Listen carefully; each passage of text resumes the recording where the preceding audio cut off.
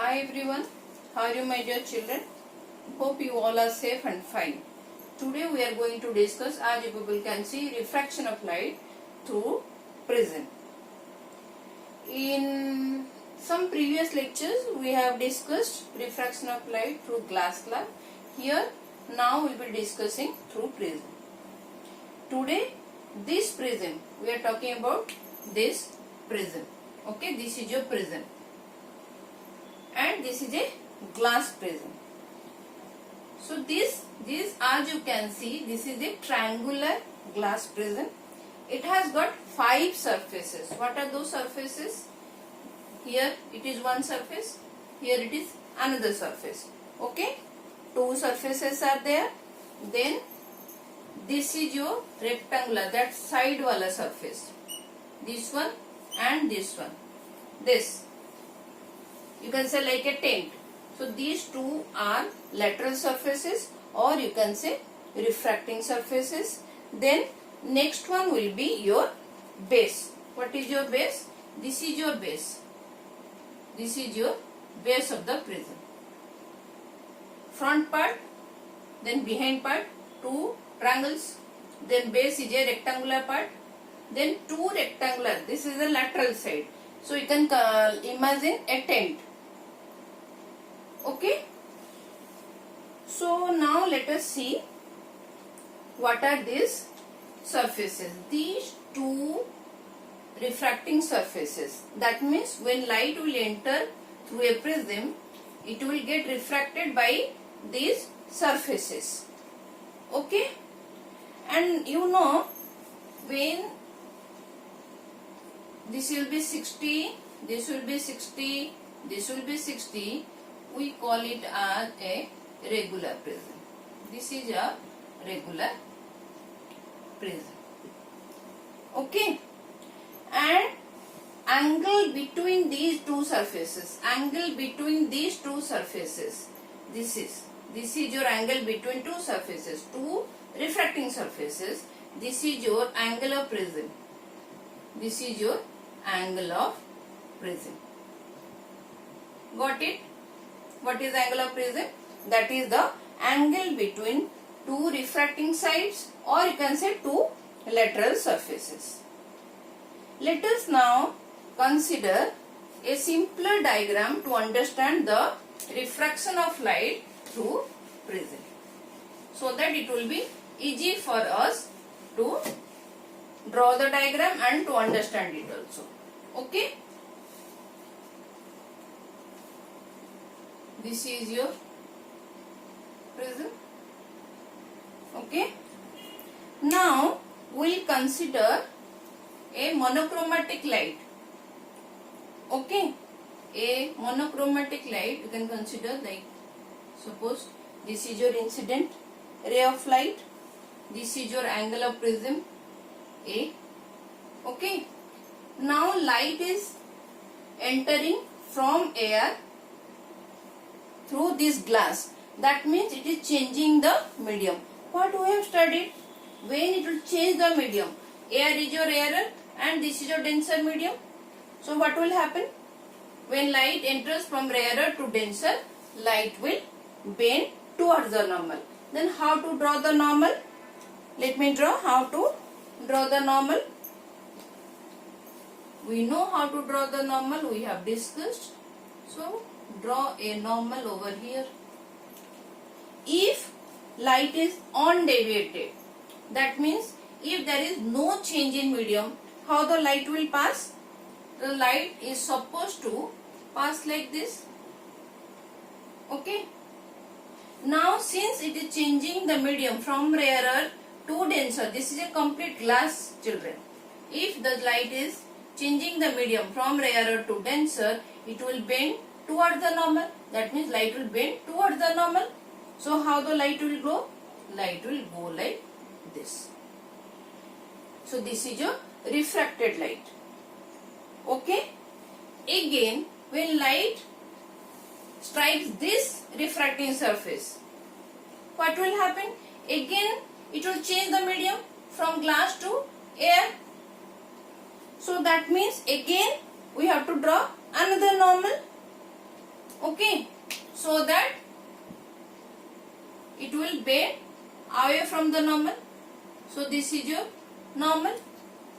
Now if there is no change in medium, then light supposed to pass like this.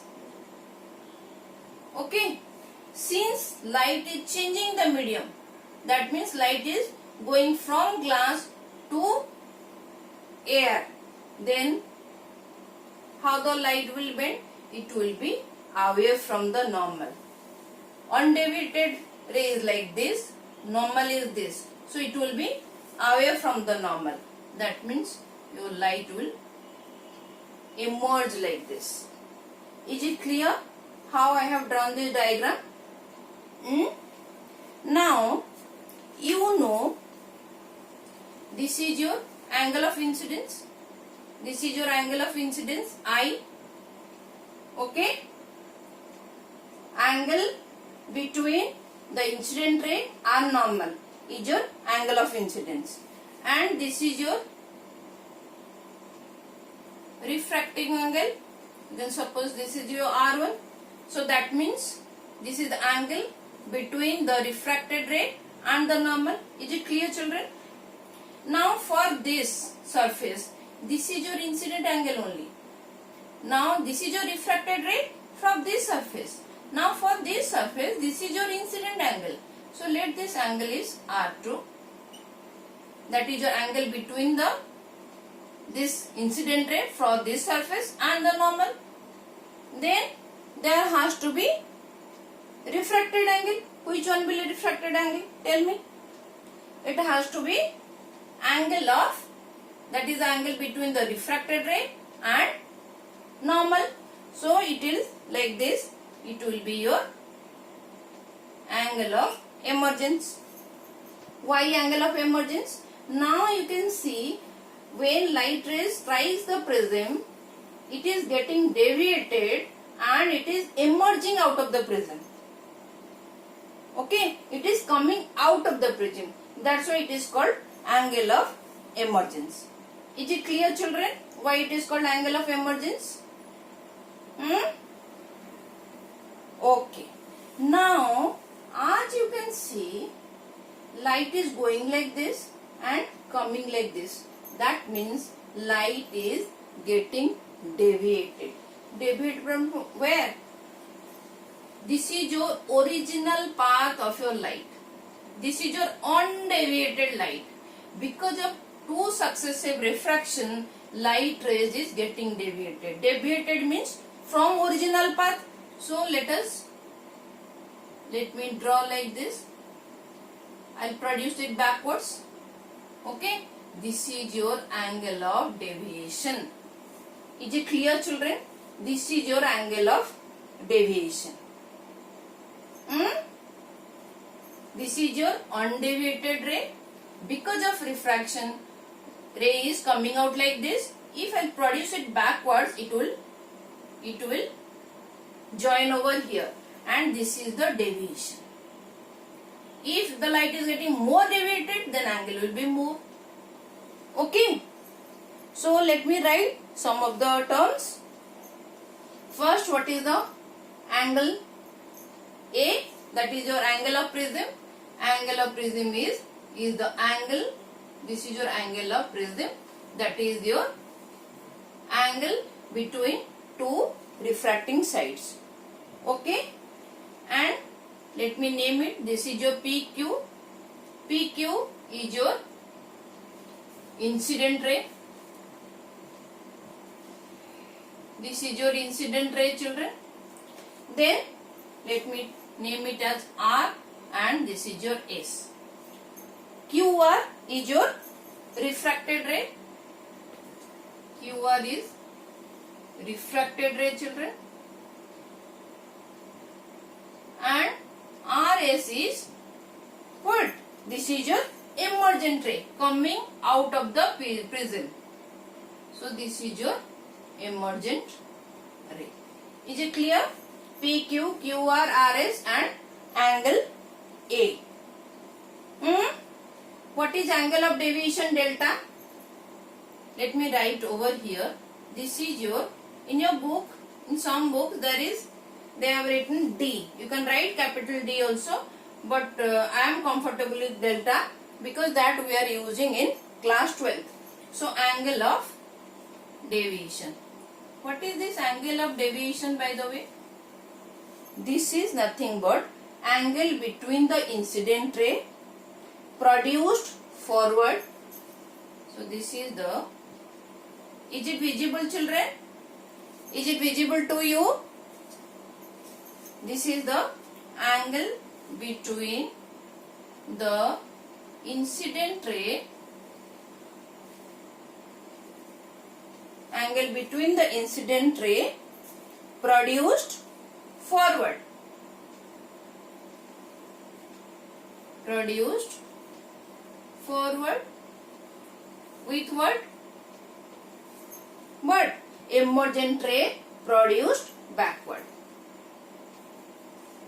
The angle between the incident ray produced forward and emergent ray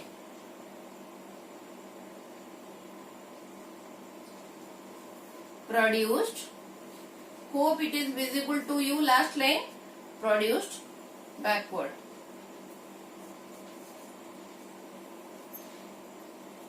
Okay? Now, angle of deviation we have understood, angle of prism we have understood, then incident ray, refracted ray, emergent ray. Then what is this? This is your angle of incidence. Let me write over here, I is equal to angle of, or you can say I is angle of incidence. Okay, what is R1? This is your angle of refraction in prism, because two times the ray is getting refracted. So this is for our convenience we are writing, this is angle of refraction, angle of refraction in prism, because it is, this refraction is occurring in prism, in prism. Is it clear?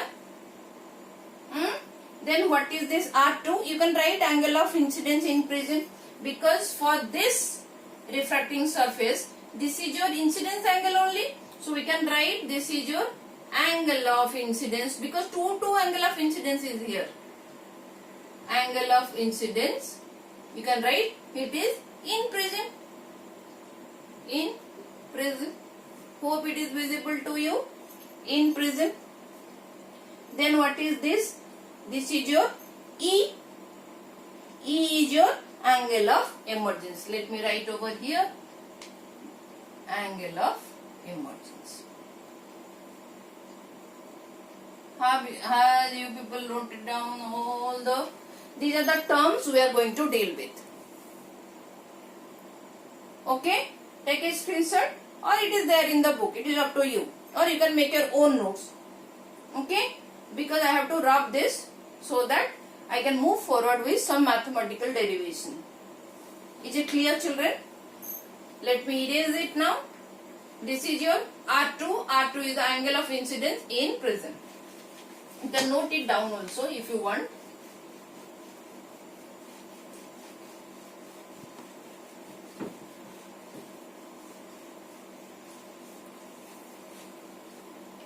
Okay. Then now we'll prove this is your prism.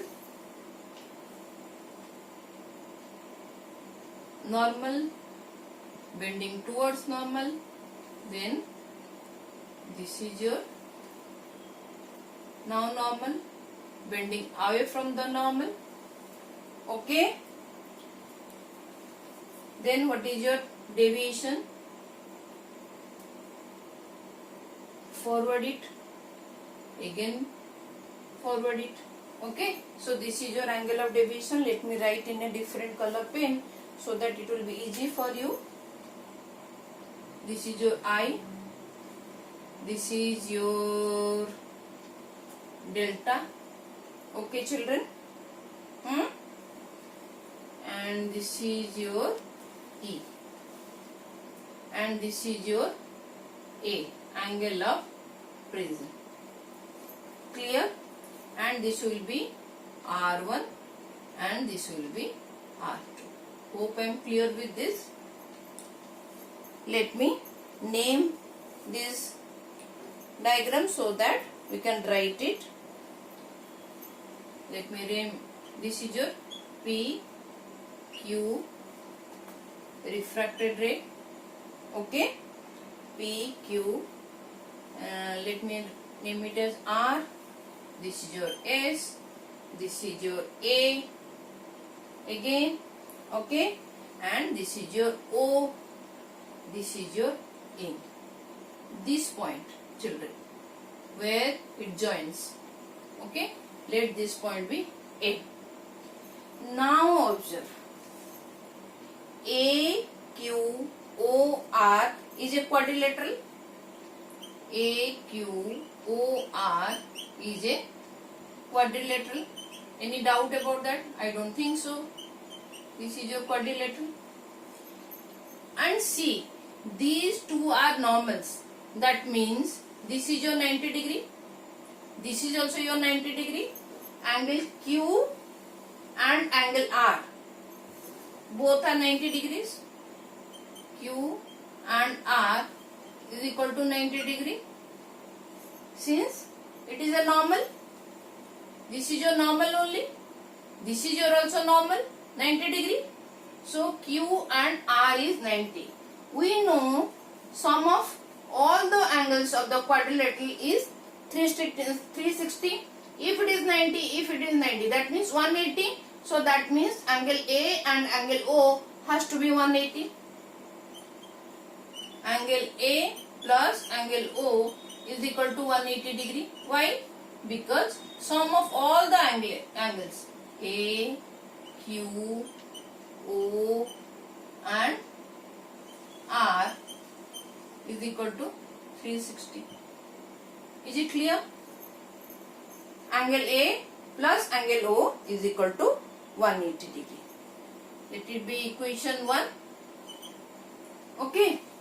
Now in triangle QRO, this small triangle, in triangle QRO, R1 plus R2 plus O angle is equal to 180. Sum of all the angles in a triangle is equal to 180. So we can write R1 plus R2 plus angle O is equal to 180.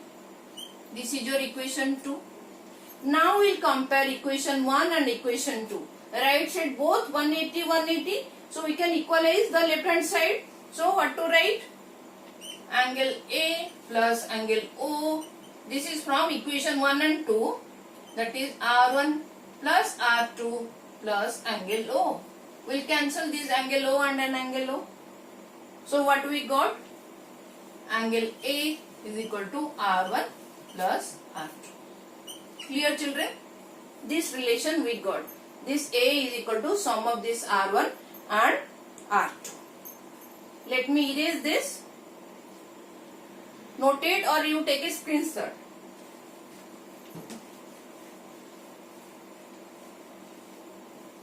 Okay. Now we will consider this triangle. In triangle QMR. QMR. See, this is your external angle. It is produced like this. So this delta is your external angle. This is your external angle. Any doubt? Any confusion? Okay. What is this MQR? Anybody, any guesses? What is the value of MQR? See, children, if it is I, it has to be I over here. Opposite. It has to be I. These two lines are crossing each other and we know this is these two angles are opposite angles and it should be equal. So that means it should be equal. This is also I. If it is R1, then this angle QMQR should be I minus R1. Am I clear? Similarly, what is MRQ? This is your angle E, that means it has to be angle E, and this angle is equal to E minus R2. E minus R2. Hope there is no confusion with the diagram. Now we know this delta external angle is equal to sum of these two internal angles, that means MQR plus MRQ. Okay, that means I just put these two values, I minus R1 plus E minus R2. Then I can write I plus E minus, take minus common, we can write R1 plus R2. What is R1 plus R2, children? That is your A. That means delta is equal to I plus E minus A. I plus E is equal to minus A. This is your final mathematical statement in this refraction of light through glass prism. Is it clear, this mathematical derivation? I don't think it is there in your book. Okay, you can refer this and you can make your own notes, children. If you want to copy it down, copy it, but I will suggest while going through this video, you write your own notes. Whichever way you want to understand, write in that way. Okay, hope it is clear. In my next lecture, we are going to discuss the dispersion of light through prism, and we are going to discuss in details the deviation, this delta minimum deviation, and what are the factors affecting this deviation. Okay, children? Okay. Please, children, take care and thank you for watching.